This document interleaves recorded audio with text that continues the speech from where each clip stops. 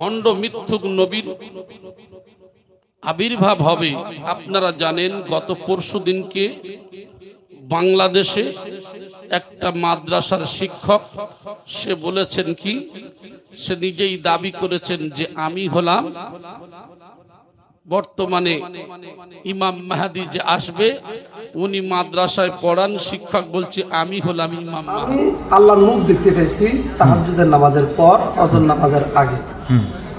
এমন অবস্থা আমি আল্লাহর নাম দেখলাম ওই নূরে এবং জানতে চাইলাম যে আল্লাহ মাহদি কে।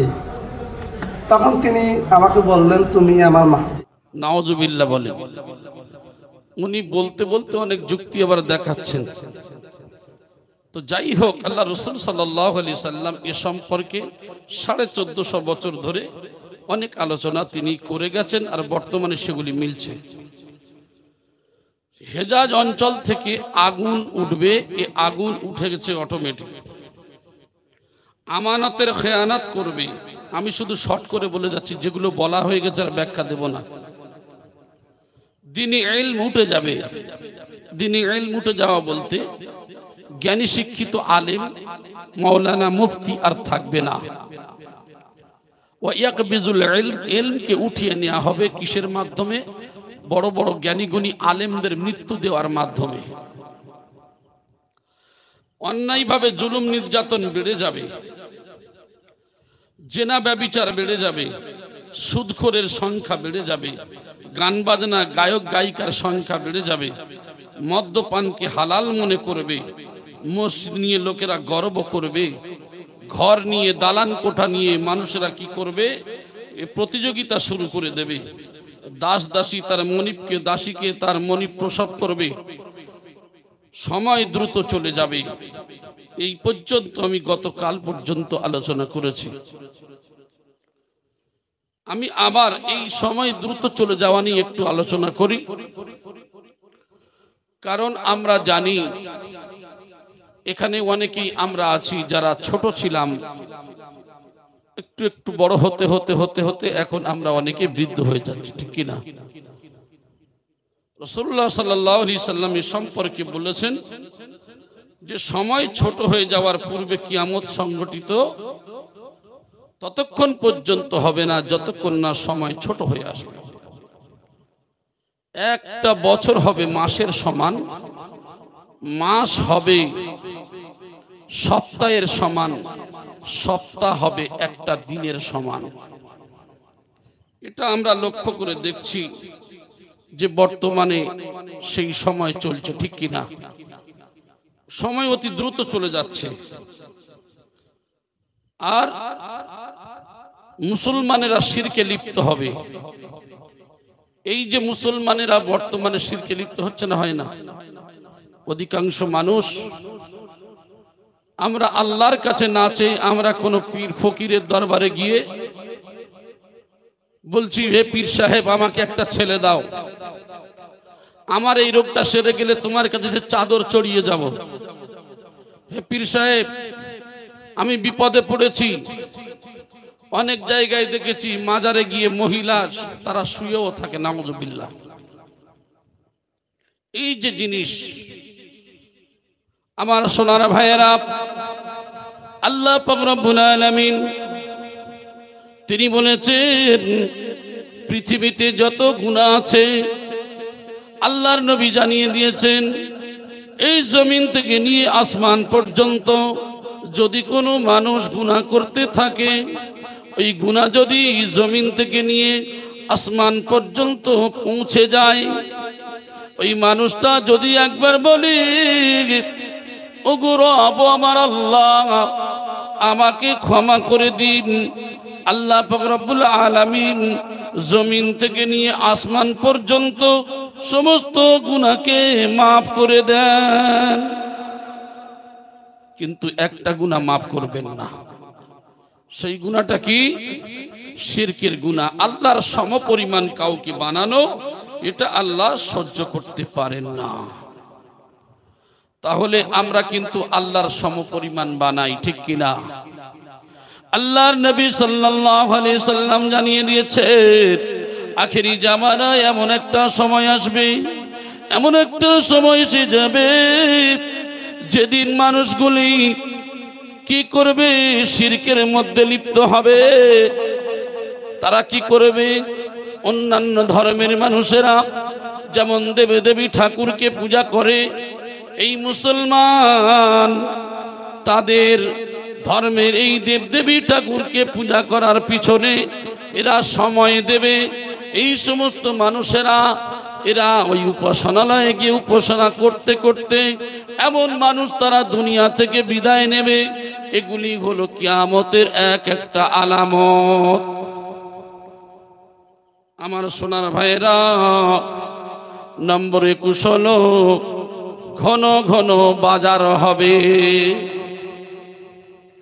আল্লাহর নবী 1450 বছর আগে এগুলি জানিয়ে দিয়েছেন। আমার সোনার ভাইরা, আল্লাহর নবী সাল্লাল্লাহু আলাইহি সাল্লাম জানিয়ে দিয়েছেন, লা তাকুমুস সাআতু হাত্তা ইয়াতাকাররাবাল আসওয়াক।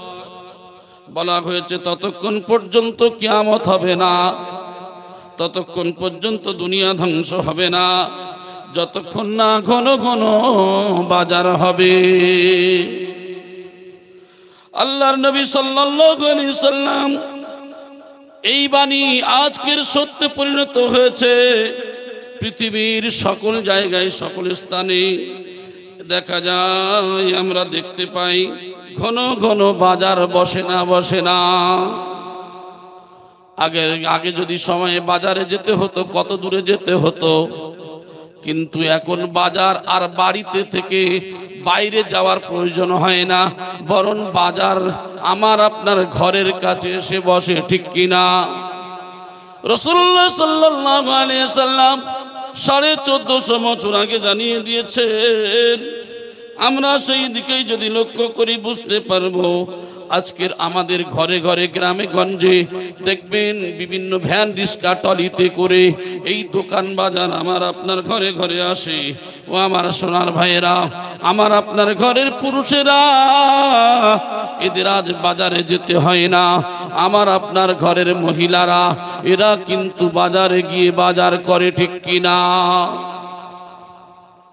আমার সোনার ভাইয়েরা, যে পুরুষ বাড়িতে থাকবে মহিলারা বাজার করে খাওয়াবে, কোনো জরুরত ছাড়া।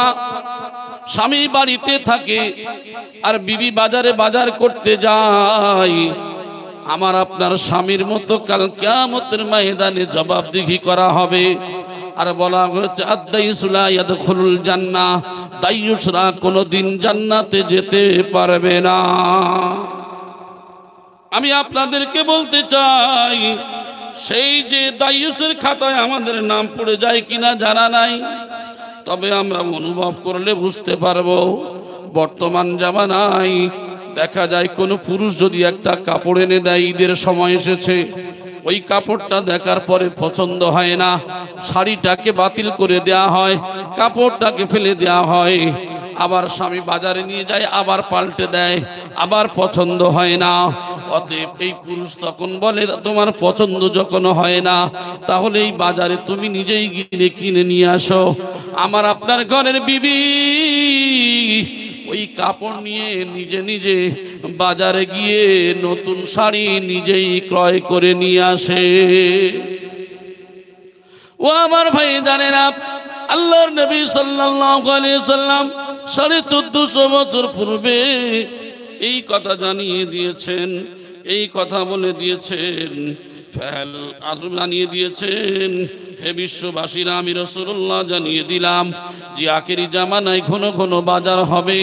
অতএব তোমরা দেখে নিও, এটা ভেবো না তোমাদের সুবিধা না, বরং তোমাদের এই দুনিয়াটা শেষ হয়ে যাওয়াটার একটা আলামত। তারপরে রাসূলুল্লাহ সাল্লাল্লাহু আলাইহি সাল্লাম জানিয়ে দিলেন, আত্মীয়তার সম্পর্ক ছিন্ন করা হবে। আত্মীয় স্বজনদের সাথে ভালো ব্যবহার করার উপর ইসলাম বিশেষ গুরুত্ব প্রদান করেছেন, যে আত্মীয়র সঙ্গে ভালো ব্যবহার করতে হবে। কিন্তু দেখা যায় আজকের আমরা কি করে থাকি, আত্মীয়তার সম্পর্ককে নষ্ট করে দিয়েছি, ঠিক কিনা? আত্মীয়তার সম্পর্কে নষ্ট করে দিয়েছি। যারা এই সম্পর্ক নষ্ট করে, আল্লাহর রাসূল জানিয়ে দিয়েছেন এরা জান্নাতে যেতে পারবে না। কিন্তু আমি আপনাদেরকে বলি, বিবাহ বাড়িতে যখন কি হয়, বিবাহ বাড়িতে যায় একজন ব্যক্তি, বিবাহ বাড়িতে গেল, ওলিমা বাড়িতে গেল। এই ওলিমা বাড়ি বা বিবাহ বাড়িতে যাওয়ার পরে এই ব্যক্তিটা তাকওয়া করে, তাকওয়া করার জন্য নফল রোজা করেছেন, নফল রোজা করে ওই ব্যক্তির বাড়িতে গেছেন। মানুষটার পয়সাটা হারাম, মানুষের সোর্স অফ ইনকামটা হারাম, খাদ্যটা হারাম, সবকিছু অবৈধ। কি করেছে? এই অবৈধ পয়সা নিয়ে এখন এক দাওয়াত করেছে। এই মানুষটা তাকওয়া করে বাড়িতে আসার পরে কি করলেন, তার কাজে সবকিছু সহযোগিতা করবে, বরং সেখানে না খাওয়াটাই হলো উত্তম। জোরে বলেন সুবহানাল্লাহ। যদি মানুষের সমস্যা না থাকে, শরীয়তের দৃষ্টিকোণ থেকে যদি সে নফল রোজাকে ভেঙে দিয়ে খাদ্য খায়, কোনো সমস্যা নেই। আর যদি ওই বাড়িতে দেখুন বর্তমানে বিবাহ বাড়ি, ওলিমা বাড়ি, যে বাড়ি বলেন না কেন, এখন সব থেকে বেশি মদের আসর চলে, ঠিক কিনা? গান বাজনা চালিয়ে দিল বিবাহের আগের দিন। আপনাদের এখানে কি বলে জানি না, আমাদের গায়ে হলুদ বা খিরপিটে বলে অনেক সময়। কি করে? মদের আসর বসিয়ে দেয়, গান বাজনা হয়। আর বিবাহের দিন হলে ছেলে যখন বিবাহ দিতে যায়, ছেলে বিবাহ বাড়িতে চলে গেল, শ্বশুর বাড়িতে বিয়ে করতে গেল, এদিকে বাড়িতে হবে কাদামাটি। কি হবে? কাদামাটি করে কারা?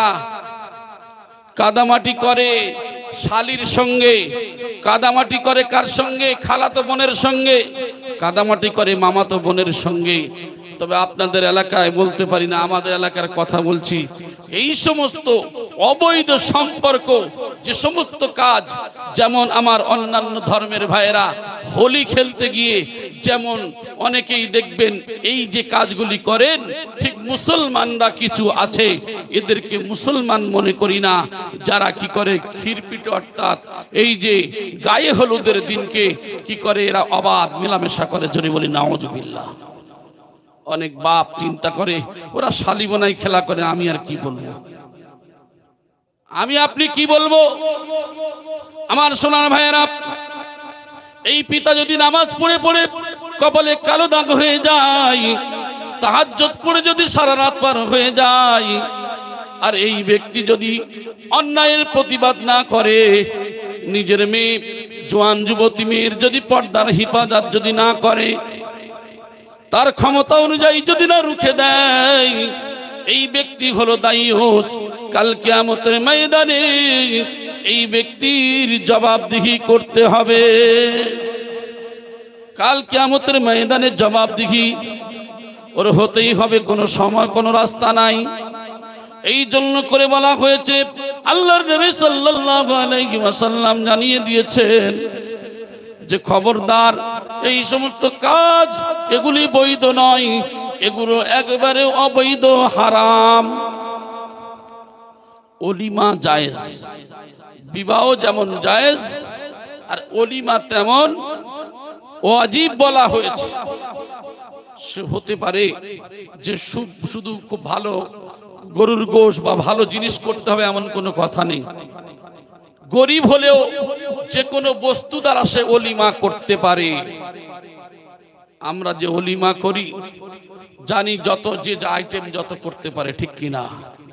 আর আমরা যারা বিবাহ বাড়িতে, ওলিমা বাড়িতে আসি বা বিবাহ দিতে যাই, আমি সব সময়ের জন্য বলি, বিবাহ দিতে গেলে এমন পুরুষ আছে, এমন নারী আছে, বাড়িতে 1 কেজি গোশ বা মাংস কিনলে দেখা যায় তার 8 পিঠ চেটে ভালো করে খায়। জি। আর যখন কোনো বিবাহ বাড়িতে যায়, একটু টান হলে একটু রেখে পাতের বাড়ে, বাসনের বাড়ে ভর্তি করে।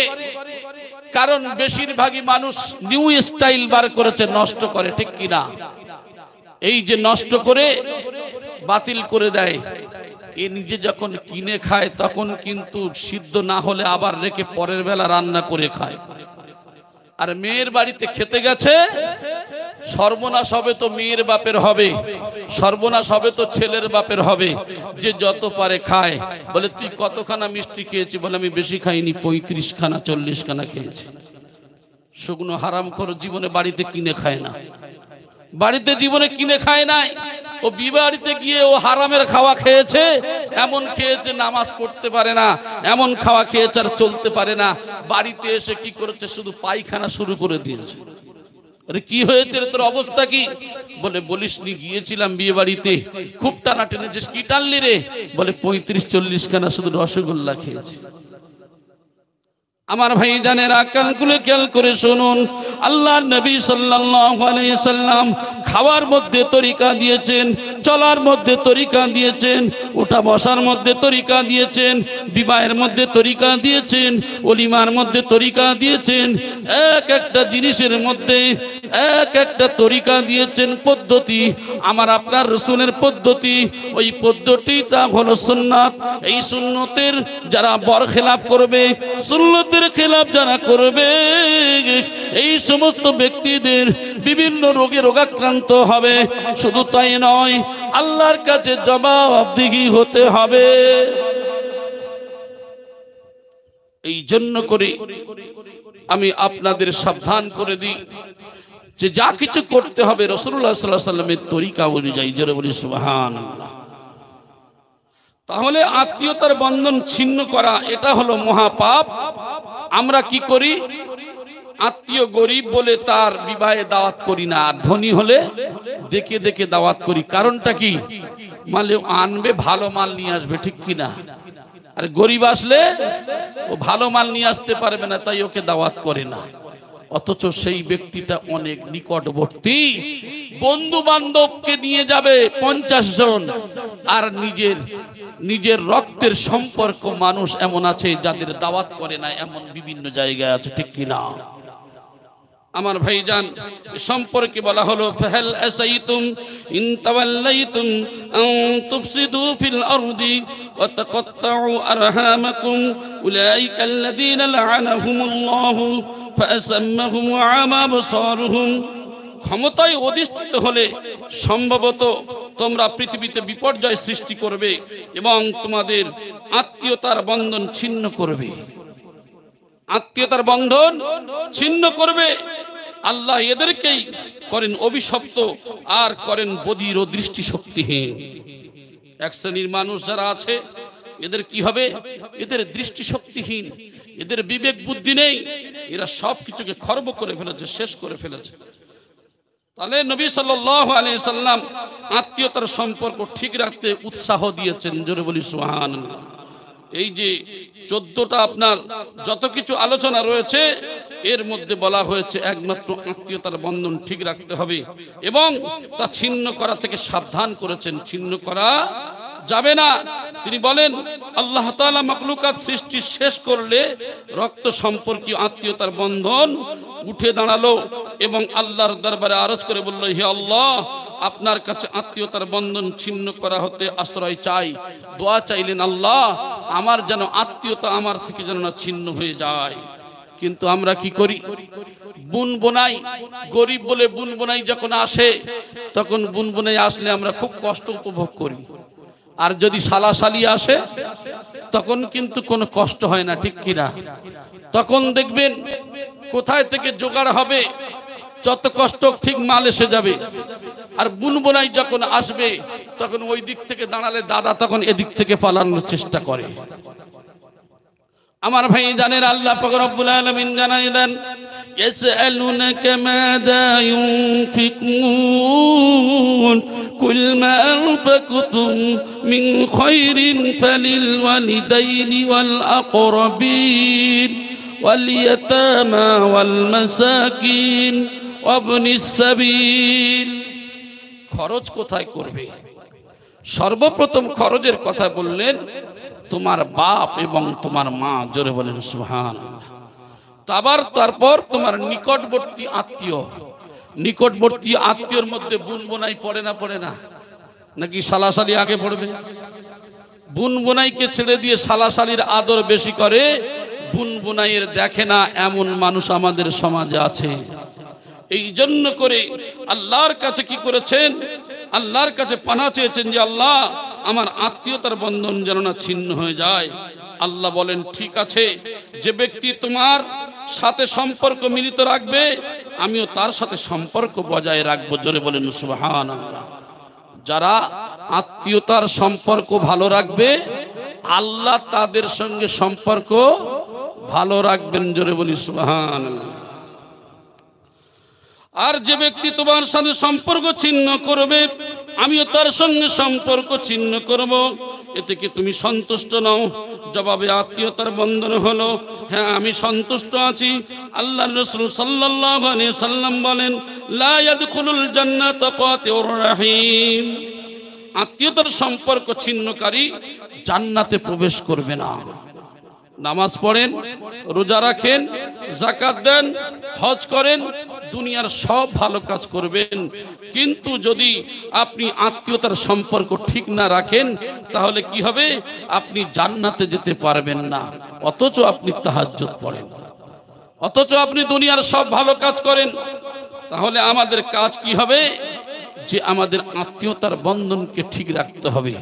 এই জন্য করে সবল আপনার পুশিদা হুজুর কিবলা তিনিও বলতেন, আর বর্তমান জামানায় সুবি মাস্টার সাহেব রহমাতুল্লাহ আলাই তিনি এই কথাই বলেন যে বাবা তুমি পারো না, তোমার পাশে গরিব তোমার ভাই রয়েছে, তোমার পাড়া প্রতিবেশী তোমার যার প্রতি হক রয়েছে, তুমি কি করো? তোমার তো আল্লাহ দিয়েছে, অতএব তুমি তার সাইডে তার পাশে দাঁড়াও।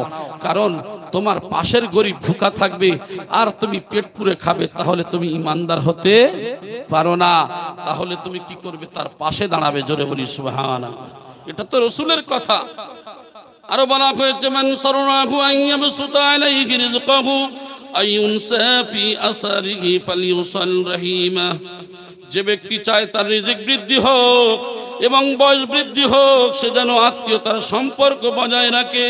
যদি কোনো ব্যক্তি বলে যে আল্লাহ আমার রিজিক দাও, আমার মালকে বাড়িয়ে দাও, ও আল্লাহ আমার হায়াতকে বাড়িয়ে দাও, যদি কোনো মানুষ রিজিক চায়, যদি কোনো মানুষ তার হায়াতকে বাড়াতে চায়, তাহলে বলা হলো তোমরা বেশি বেশি কি করবে? তোমরা আত্মীয়তার সম্পর্ক ভালো রাখবে। আমরা হায়াত চাই না এমন কোন মানুষ আছে? সবাই তো চাই আর দুদিন বাঁচি, ঠিক কি না? যদি কারো ক্যান্সার হয়, ক্যান্সার যদি না থাকে ডাক্তার বলে দিয়েছে আর বেশি দিন বাঁচবে না, আচ্ছা ওই মানুষটা কি তাড়াতাড়ি মরতে চাই বলে মনে হয়? আমরা এখানে যারা আছি কেউ বলতে পারবেন যে আমি তাড়াতাড়ি মরবো? যতই বলেন না কেন সবার বাঁচার আশা আছে। তাহলে এই কাজ করতে গেলে বলা হয়েছে যে আত্মীয়তাকে বন্ধনকে ভালো রাখতে হবে, মহাব্বত রাখতে হবে। তাহলে কি হবে? আপনার হায়াতও বাড়বে, তার সঙ্গে আমি আল্লাহর রিজিকও বাড়িয়ে দেব। জোরে বলি সুবহানাল্লাহ। আখেরি জামানায় কিয়ামতের পূর্বে ইসলামের এই সুন্দর নিদর্শনটির প্রতি অবহেলা করা হবে।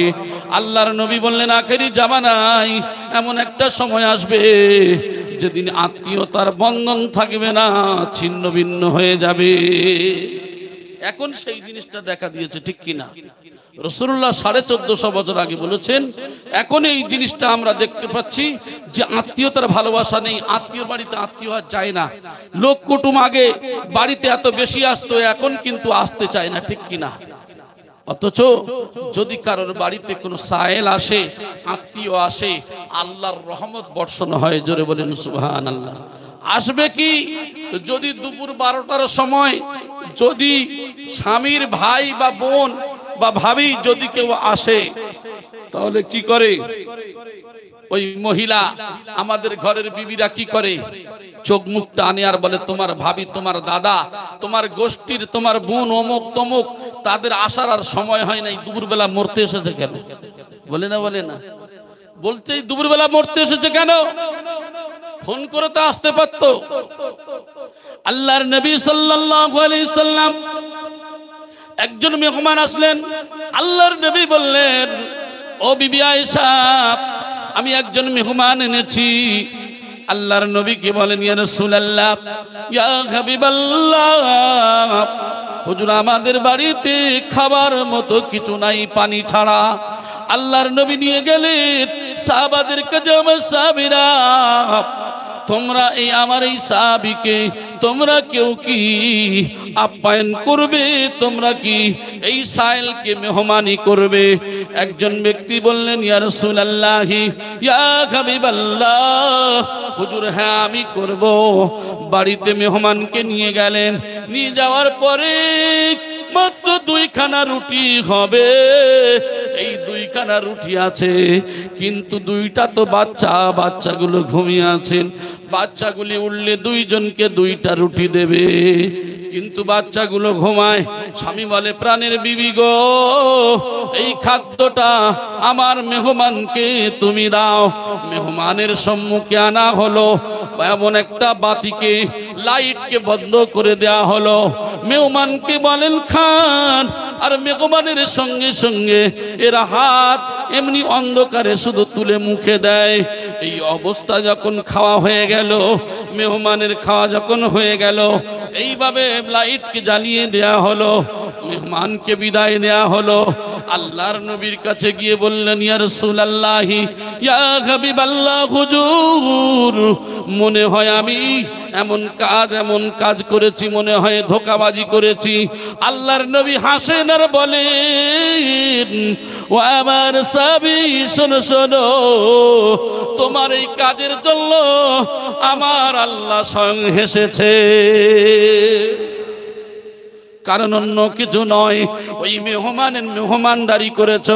তোমার বাড়িতে 2টা রুটি ছিল, তোমার বাচ্চার বুকের আহারকে কেড়ে নিয়ে তুমি মেহমানের মেহমানদারি করেছ। ওই মেহমানের মেহমানদারির করার কারণে আমার আল্লাহ বড় খুশি হয়েছে। তাই তো বলা হলো, মেহমানের মেহমানদারি করলে আল্লাহর রহমত বর্ষণ হয়, ওই মানুষটার রিজিকের মধ্যে বরকত হয়। আল্লাহর নবী সাল্লাল্লাহু আলাইহি সাল্লাম জানিয়ে দিয়েছেন, ও আল্লাহর বান্দা, তোমার বাড়িতে যখন কোনো মেহমান আসবে, ওই মেহমানকে যদি খাওয়ার কিছু হয় দাও, যদি তাও না সুযোগ থাকে, অন্তত পক্ষে তুমি একটু পানির ব্যবস্থা করো, যদি তাও না থাকে মুখের মিষ্ট ভাষা দিয়ে তাকে বিদায় দাও। মুখের মিষ্টি ভাষা তো আছে, ভালোবাসা তো আছে। আমাদের বাড়িতে ফকির মিসকিন আসলে আমরা কি করি? খাওয়ার জায়গা করে দিয়ে একটা ছাড়া চট বা নোংরা যদি কিছু থাকে অমুক জায়গায় বিছিয়ে দিয়ে বলি, ওখানে বস। কি দিলাম? সব থেকে কোথায় বাজে প্লেট, ভাঙা প্লেট, নোংরা প্লেট আছে, তার মধ্যে দিয়ে সেখানে দিয়ে দিলাম। ও আমার সোনার ভাইয়েরা, কান খুলে খেয়াল করে শুনুন। আপনারা নিশ্চয়ই কামিল মুর্শিদের মুখে শুনেছেন, যখন কোনো ভিখারি, যখন কোনো সায়েলকে কিছু দেয়া হয়, ওই ব্যক্তির হাতে পড়ার পূর্বে স্বয়ং আমার আল্লাহর হাতে চলে যায়। আমার সোনার ভাইয়েরা, তাই রাসূলুল্লাহ সাল্লাল্লাহু আলাইহি সাল্লাম চেষ্টা করতেন সব সময়ের জন্য মেহমানকে নিয়ে নিজে খাদ্য খাওয়ার জন্য। আমার সোনার ভাইয়েরা, আজকের সেই মেহমানকে আমরা দেখতে পাই না। এই মেহমান আমাদের দেখলে গাত্রদা আমাদের গা জ্বলে। আমরা মেহমানকে দেখলে তাদের কাছে মনে নিতে পারি না, ওই মেহমানকে দূরে সরিয়ে দিই। কিন্তু আল্লাহর কোরআন বলে,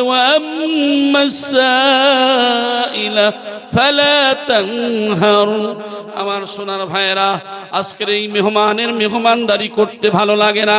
এই মেহমানের কথা স্বয়ং আমার আল্লাহ কোরআনে কারীমের মধ্যে জানিয়ে দিয়েছেন। আমার নবী সাল্লাল্লাহু আলাইহি সাল্লাম তাই জানিয়ে দিল, লা তাকুবুসাতু হাত্তা ইউযকারাল ফাহশু ওয়া কাতিয়াতুর রাহিম। অশ্লীল কর্ম, অশ্লীল কাজ বিস্তার এবং আত্মীয়তার সম্পর্ক নষ্ট করা পর্যন্ত কিয়ামত প্রতিষ্ঠিত হবে না। খারাপ কাজ আর এমন করে কি হবে? সম্পর্ক নষ্ট করা, এটা ততক্ষণ পর্যন্ত কিয়ামত হবে না যতক্ষণ এই কাজগুলি দেখা দেবে। এখন অশ্লীল কাজও চলছে, আর তার সাথে সাথে কি চলছে? আত্মীয়তার সম্পর্ক ছিন্ন হওয়া চলছে। তাহলে এগুলো হলো কিয়ামতের আলামত। আল্লাহর নবী সাল্লাল্লাহু আলাইহি সাল্লামের বাণী সত্যে পরিণত হয়ে গেছে, সত্যে পরিণত হয়ে গেছে। আমার ভাই, সময় শেষ হয়ে গেছে, আমি আর একটা হাদিস বলে শেষ করে দেব। রাসূলুল্লাহ সাল্লাল্লাহু আলাইহি সাল্লাম বলেছেন, আখেরি জামানায় এমন একটা সময় আসবে যেদিন লোকেরা কালো রং নিয়ে চুল দাড়ি রাঙাবে, অর্থাৎ কলপ করবে। এই সম্পর্কে আমরা অনেকেই জানি না, করি, অনেকেই না জানার কারণে এই কাজগুলো করে থাকি বা জানার কারণে করে থাকি। আমি অনুরোধ করব, আল্লাহ রসুল সাল্লাল্লাহু আলাইহি সাল্লাম বলেছেন সাদা চুল দাড়ি মেহেদি বা অন্য রং দিয়ে পরিবর্তন করা নবী সাল্লাল্লাহু আলাইহি ওয়াসাল্লামের সুন্নাত। জোরে বলি সুবহানাল্লাহ। তিনি সাদা চুলকে কালো রং বাদ দিয়ে অন্য রং দিয়ে পরিবর্তন করতে আদেশ দিয়েছেন। আবু হুরায়রা রাদিয়াল্লাহু তাআলা আনহু বলেন, রাসূলুল্লাহ সাল্লাল্লাহু আলাইহি ওয়াসাল্লাম বলেছেন, ইন্নাল ইয়াহুদা ওয়ান নাসারা লা ইয়াসবাউনা ফাখালিফুহুম। ইহুদি এবং নাসারারা চুল দাড়িতে খেজাব লাগায় না। ইহুদি নাসারা তারা দাড়িতে খেজাব বলতে মেহেদি বা অন্য রং দেয় না, তারা কি করে? সুতরাং তোমরা কি করবে? ওই তারা যদি না দেয় তাহলে তোমরা এই খেজাব তোমরা দাড়ি বা চুলে লাগাবে। জোরে বলি সুবহানাল্লাহ। তাদের বিপরীত ভাবে চলতে বলেছেন। কিন্তু কিয়ামতের পূর্বে লোকেরা এই আদেশ অমান্য করে কালো রং দিয়ে খেজাব অর্থাৎ কলব লাগাতো। আগেকার মানুষরা কি করতো? রসুলের কথা না শুনে তারা কি লাগাতেন? এই কালো অর্থাৎ তারা কলব করতেন। নবী সাল্লাল্লাহু আলাইহি সাল্লাম বলেন, ইয়াকুনু কওমুন ইয়াখযিবুনা ফি আখিরিজ জামানি বিসওদাই কাহাওয়াসিলিল হাম্মাম লা ইয়ারজুনা রাইয়াতাল জান্নাহ লা ইয়ারিহুনা রাইয়াতাল জান্নাহ। আখিরি জামানায় একদল লোকেরা আগমন হবে যারা সাদা চুলদাড়ি কালো রং দিয়ে পরিবর্তন করবে। সাদা চুলদাড়ি কি করবে? কালো রং অর্থাৎ কলপ করবে কালো রং দিয়ে। তারা জান্নাতে যাওয়া তো দূরের কথা, জান্নাতের গন্ধ পর্যন্ত পাবে না। হাদিসের এই ভাষা বাস্তবে পরিণত হয়েছে। পুরুষদের মাঝে দাড়ি, মাথার চুল কালো রং দিয়ে পরিবর্তন করার প্রবণতা আছে না নাই? কথা বলে বর্তমানে সব থেকে বেশি আমরা জানার কারণে হোক অজানার কারণে হোক করি। আল্লাহ যেন আমাদের প্রত্যেকের তৌফিক দান করেন এর থেকে সারা। প্রত্যেকেই বলি আল্লাহুম্মা আমিন। আর 2 মিনিট সময় আছে, 2 মিনিটের মধ্যে আরেকটা হাদিস শুনিয়ে দিই। কৃপণতা বৃদ্ধি পাবে। আল্লাহর নবী সাল্লাল্লাহু আলাইহি সাল্লাম বললেন, আখেরি জামানা এমন একটা সময় আসবে যেদিন মানুষের কৃপণতা বেড়ে যাবে। কৃপণতা একটি নিকৃষ্ট অভ্যাস। কি অভ্যাস? খারাপ অভ্যাস। এই কৃপণতা করা, আল্লাহ যাকে এই বদ অভ্যাস থেকে হিফাজত করবে সে অবশ্যই সফল কাম হবে। অনেকের অর্থ থাকবে কিন্তু কৃপণতা করবে, আর অনেকের অর্থ থাকলেও কি করবে? কৃপণতা করে না, আল্লাহর জন্য ব্যয় করে। অনেক মানুষ আছে, ঠিক কিনা? এমন শ্রেণীর মানুষ পাওয়া যায়, আল্লাহ পাক রব্বুল আলামিন তাই বলেন যে অমাইয়ুকাসুহা নাফসিহি ফাউলাইকা হুমুল মুফলিহুন। যারা কৃপণতা হতে নিজেদেরকে মুক্ত করেছে তারাই সফল কাম। জোরে বলি সুবহানাল্লাহ। ইসলাম সম্পদশীল লোকদের আল্লাহর পথে ভালো কাজে সম্পদ খরচ করতে আদেশ করেছে, কৃপণতা করতে নিষেধ করেছে। আজকের এই যে মজলিস চলছে, এই মজলিস সবাই করতে পারে না। দিনের রাস্তায় সবাই ব্যয় করতে পারে না, দান ধ্যান সবাই করতে পারে না। কারণটা কি? কারণ হলো কৃপণতা করা। জানে দিলে আমার কমে যাবে। আর 2-1 জন যা দান করে, আমি সব সময় বলি 2-1 জন যা দান করে, কিছু ফকির আছে দেখবেন যারা এসে ঘুরঘুর করে, বাবা আমাকে 2টো ভিক্ষা দিন, সেও ছাড়ে না, এও দেয় না, সেও ছাড়ে না। এ একবার হাত ঢোকায়, ও একবার বলে বাবা একটু দিন। এ যখন না ছাড়ে উপায় নেই, কি করবে? তো ছাড়ে না। তাই পকেট থেকে খুঁজে খুঁজে 10 টাকা কি 5 টাকার একটা নোট পেয়েছে অনেক দিনের ছেঁড়া ফাটা, যেটা দোকানে হয়তো চলবে না, এরা মাল দিয়ে বলে জাতি চলে যায়। জি, এমন মানুষ পাওয়া যায়। এই যে কৃপণতা করা, তাহলে এইগুলো আল্লাহর নবী সাল্লাল্লাহু আলাইহি সাল্লাম সাবধান করেছেন। কিন্তু কিয়ামতের নিকটবর্তী সময়ে এই উম্মতের ধনী লোকেরা দরিদ্র অভাবী ওই এতিমদের জন্য খরচ করা থেকে বিরত থাকবে। এতিম মিসকিন আমার আপনার বাড়ির পাশে রয়েছে, যাদের বাপ নেই মা নেই। ঈদের সময় এ কি করলো? সুন্দর করে পোশাক পরিচ্ছদ কিনে আনলো, আর পাশের গরিব একজন এতিম বাচ্চা যার বাপ নেই মা নেই, তার পরনের কোনো পোশাক নেই। হায় রে দুনিয়া, এই কৃপণতা, এই অর্থ সম্পদ তোমার আমার থেকে কি হবে? কি হবে? তাই আমি অনুরোধ করব, এতিমদের জন্য খরচ করা থেকে বিরত থাকবেন না। আল্লাহর নবীকে বলছেন, ইয়া রাসূলুল্লাহ, আমার দিলটা বড় শক্ত, আমার দিলটা বড় কঠিন, আমার দিলটা নরম হবে কি করে? আল্লাহর নবী বললেন, তুমি এতিমের মাথায় বেশি বেশি হাত বুলাও এবং তুমি কি করবে? দান করো বেশি বেশি, সদকা করো বেশি বেশি, তাহলে তোমার দিল নরম হবে। তাহলে বোঝা যায় কৃপণতা ইসলামের মধ্যে কোনো স্থান নাই। একমাত্র যদি স্থান থাকে, একমাত্র আল্লাহর রাস্তায় খরচ করা। জোরে বলি সুবহানাল্লাহ। এ সম্পর্কে কোরআনের অনেক আয়াত রয়েছে আমার ভাই। তাহলে আমরা বুঝতে পারলাম এ সম্পর্কে অনেক কথা আলোচনা হলো। আমরা যতটুকু দু চারটে আলোচনা করেছি বুঝতে পারছি ইসলামের প্রত্যেক কাজটা রাসূলুল্লাহ যে কোনো বলে গেছেন সেগুলি মিলে মিলে যাচ্ছে। তাহলে আমাদের কাজ কি হবে? আমাদের রাসূলুল্লাহ সাল্লাল্লাহু আলাইহি ওয়াসাল্লাম যেগুলো করলে খুশি হবেন আল্লাহ এবং তার রাসূল, সেই কাজগুলোর দিকে আমাদের আগাতে হবে। আমরা শুধু নারায়ে তাকবীর আল্লাহু আকবার দিয়ে আর বাইরে বার হলাম, কি করলাম? পুলিশের মার খেয়ে দম পেট ভর্তি করে চলে আসলাম। কিন্তু যদি জীবনটা চলে যায়, শহীদের রাস্তায় যাবে, তবে ঈমানটা মজবুত করে নিয়ে আমার আপনার বের হতে হবে, ঠিক কিনা? এদিকে সম্মাল ফাঁকা, ওদিকে নারায়ে তাকবীর আল্লাহু আকবার বলে, বেটার ঠেঙানি তো পড়ছেই পড়ুক। হ্যাঁ, ফেরেশতারা বলছে, তুই বেটা নিজেই ঠিক না, তুই কি নারায়ে তাকবীর বেশি খা। এই জন্য করে ঈমানকে মজবুত করতে হবে। আল্লাহ পাক রব্বুল আলামিন যেন আমাদেরকে ঈমান মজবুত রেখে আমাদের বিনা কাজায় 5 ওয়াক্ত নামাজের শহীদ কোরআনী ওজিফা, রিজকে হালাল, সাধ্য তাকওয়া পরহেজগারি করে আল্লাহ পাক রব্বুল আলামিন যেন সত্যের পথে পরিচালিত করেন, বলি আমিন সুম্মা আমিন। ভাষার মধ্যে বলার মধ্যে যদি কোনো বিয়াদবি হয় আল্লাহর ওয়াস্তে ক্ষমা করবেন। ওয়া আখিরু দাওয়ানা আনিল হামদুলিল্লাহি রাব্বিল আলামিন। দরুদ শরীফ পড়েন। আল্লাহুম্মা